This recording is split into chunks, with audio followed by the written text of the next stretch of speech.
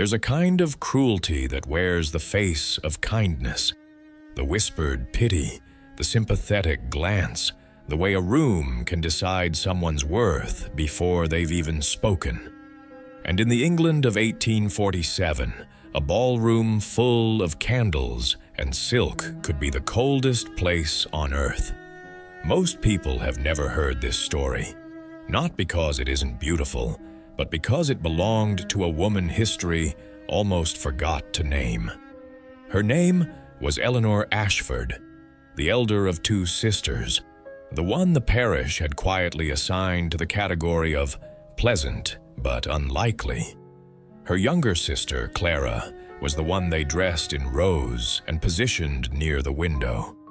Eleanor wore gray a great deal. She had learned not to mind. She read. She walked alone in the morning before the dew had lifted. She wrote letters to a correspondent in Edinburgh, a naturalist she'd never met, about the migration patterns of starlings. She did not think of herself as waiting. She simply lived quietly, with a kind of dignity that had no audience. "There are women," wrote the diarist and novelist Mary Russell Mitford, "whose quality is only visible to those who take the trouble to be still. The rest of the world walks past them as one walks past a closed book and loses everything." She might have remained a closed book. And then, one November evening at the Hartwell Assembly, he walked in. His name was Edmund Carew, the 5th Duke of Aldermere, 39 years old, widowed, a man who, by all social expectation, should have been surveying the room with the measuring eye of a man selecting livestock at a county fair. That is what his title required. That is what the room expected. He stood at the edge of the hall for a long moment. And then, there's something in this moment that many overlook when the account is told. He moved, not toward the center of the room where Clara stood laughing behind her fan, but toward the far window, where Eleanor was watching the frost settle on the glass. He asked her what she saw. She told him the truth. She said she was thinking about a letter she had received that morning from Edinburgh about the way starlings navigate by memory rather than instinct, that they carry their previous roots inside them and return not because they must, but because something learned and loved pulls them back. He was quiet for a moment, and then he said, "I have never heard a better description of how I feel about this country." They spoke for 2 hours. The candles burned low. Her mother came to find her 3 times and retreated in confusion each time, unsure what she was witnessing. Clara, for her part, spent the evening in very good company and noticed nothing. What followed was not a whirlwind. It was something steadier. Letters exchanged over 4 months, carefully worded, then less carefully, then not careful at all.